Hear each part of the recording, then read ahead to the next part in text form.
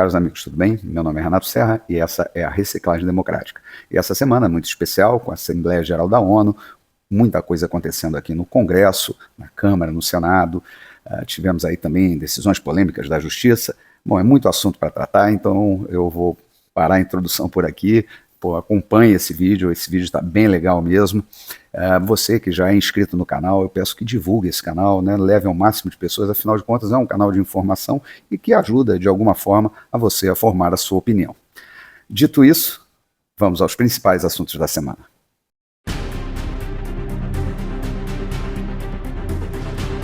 E a semana começou aí com a presença, né, do Brasil lá na Assembleia Geral da ONU, presença sempre muito ilustre do nosso país, que faz o discurso de abertura lá dos líderes daquela Assembleia. Bom, Lula, direto de Cuba para Nova York, foi lá fazer aquele discurso escrito ali pela nossa diplomacia, mais voltado às ideias de esquerda, né? Um discurso que ninguém é contra, né? A verdade é que eles sabem muito bem modular o discurso para a plateia que eles estão falando, né? Ele tirou lá 5 momentos de aplausos, ali o Zelensky meio que ignorou ele durante o discurso, porque talvez ele não goste muito de hipocrisia, demagogia, essas coisas, o cara está ali no meio da guerra, não liga para essas platitudes, mas o fato é que após esse evento, o Lula foi lá para um evento de campanha de Joe Biden, que está lá em franca campanha eleitoral para tentar uma reeleição, e tem que se aproximar dos sindicatos, e nada melhor do que chamar lá o chefão do Tammany Hall. Afinal de contas, quem não sabe o que é isso, eu recomendo o filme Gangues de Nova York, lá com Daniel Day-Lewis e Leonardo DiCaprio, filmaço.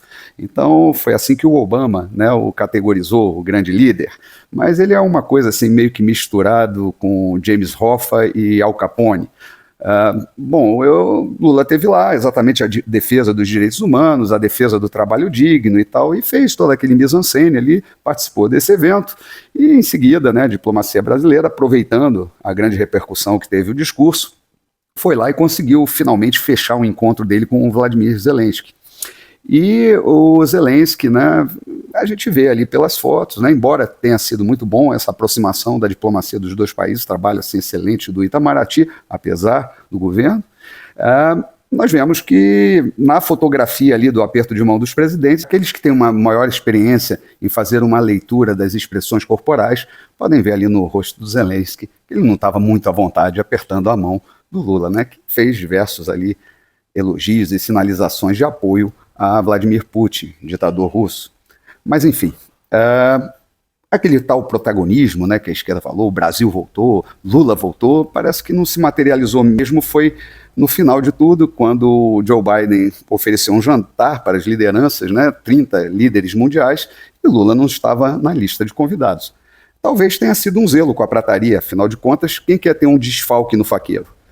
Bom, voltando para terras tupiniquins, e cada vez mais tupiniquim, o Supremo Tribunal Federal derrubou a tese do marco temporal para a demarcação das terras indígenas, o que é um extremo retrocesso para o país, né, e passando por cima, inclusive, do Senado, que estava discutindo o assunto, né, botou em pauta, inclusive, para regular melhor essa questão do marco temporal, porque ela vai atingir fortemente diversos interesses nacionais, né? E não que não haja necessidade de demarcação, mas poderia seguir sim aquilo que estava previsto na Constituição. Mas a verdade é que isso vai criar muito problema, mas o STF está acostumado a isso, ele quer gerar conflitos, né? Ele não quer soluções, ele pega ali as demandas das minorias derrotadas no parlamento e torna essas demandas como regras estabelecidas pela minoria. Então a nossa democracia relativa ela é caracterizada pelo governo das minorias.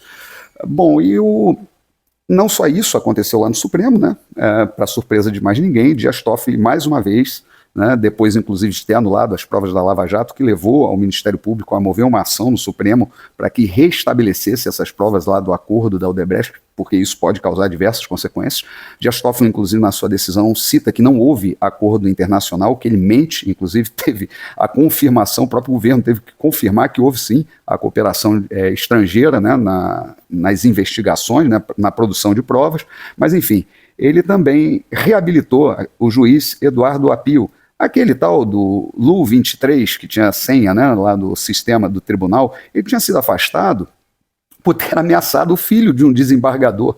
E agora ele se reestabelece na direção da Lava Jato. Não sei se o Tribunal Regional vai acatar isso, né, porque ele já botou um outro juiz, e aí ele pode ser reabilitado, mas talvez não assuma o processo novamente. Mas isso gera todo tipo de constrangimento e mostra que alguns ministros ali não estão para fazer justiça, não estão para fazer nada disso, estão lá para proteger o sistema e aqueles que sustentam o sistema.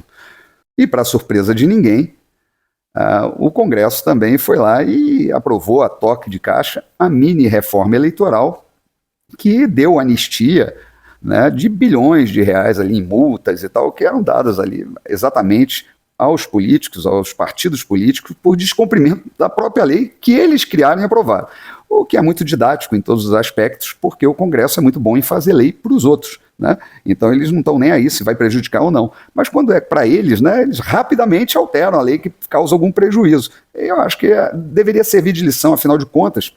Muitas das leis que são construídas no parlamento ali, elas são muito pouco estudadas os impactos na sociedade. Quando há um impacto negativo, para mudar essa lei, leva às vezes décadas, né, e o povo sai prejudicado.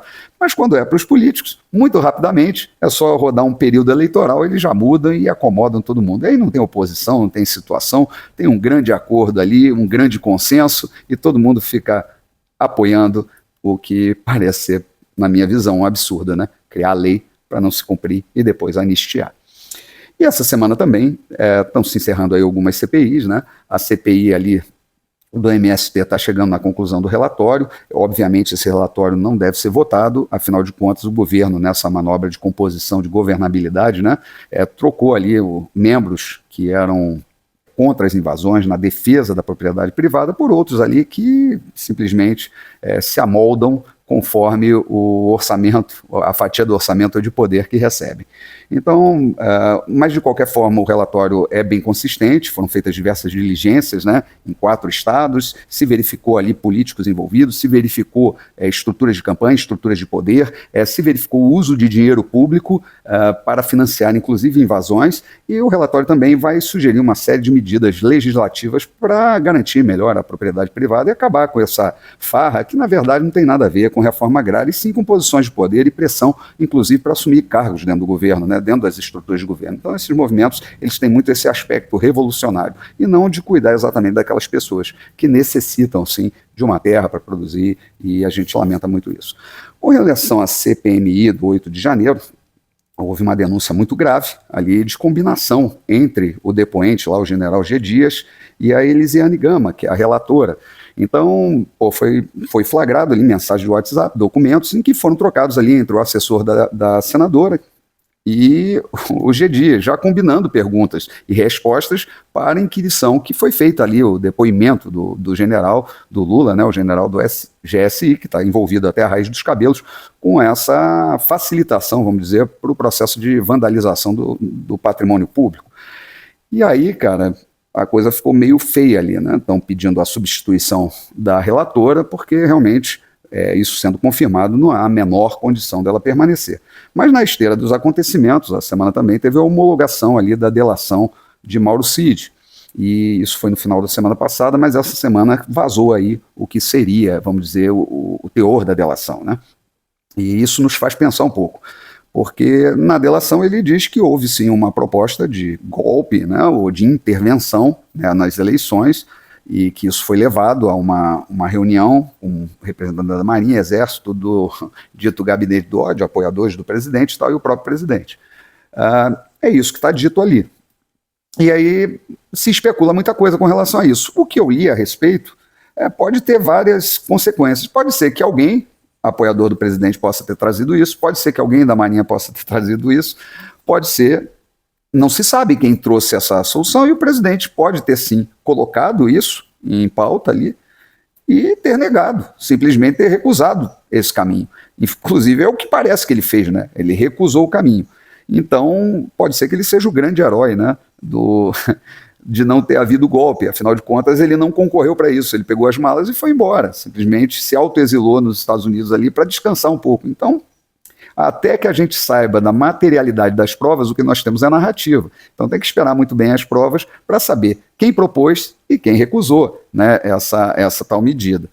Bom, E nós, essa semana também, tivemos lá naquela comissão de comunicação e, sei lá, outras ali que tem, a participação, a convite do Sleeping Giants, que é esse pessoal woke aí que usa a internet para destruir reputações, para atacar quem pensa diferente, para inviabilizar empresas de comunicação, atacando os patrocinadores dessas empresas, quer dizer, uma gente muito baixa, né, e que realmente não compareceram ao convite, afinal de contas eles não querem debater isso, né, na verdade eles estão ali para destruir reputações mesmo. Mas incrível é que um organismo como esse vai ser consultor do TSE, e aí é um país de maluco, né, que pega uma organização desse nível, né, uma especializada na destruição de reputações, exatamente para ser consultora dentro do processo eleitoral.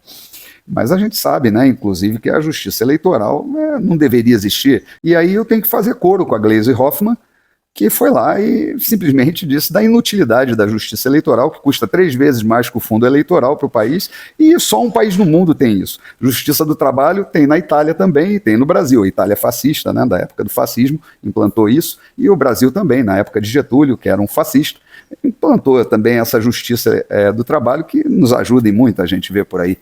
E ela disse que, no caso da justiça eleitoral, essa sim, uma jabuticaba, só tem no Brasil, ela é completamente desnecessária. Parabéns, Gleisi Hoffmann, eu pela primeira vez faço coro com você. Espero que muitos façam e quem sabe um dia a gente acabe com essa vergonha que é a justiça eleitoral no país.